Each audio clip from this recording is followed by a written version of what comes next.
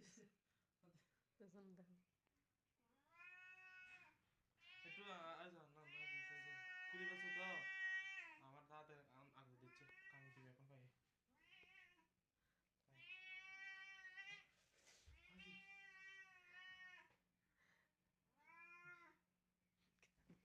কুড়ি বছর দে কি দেশে সাপসো এই বেলাইটা হাতে নিয়ে বেলাইটা হাতে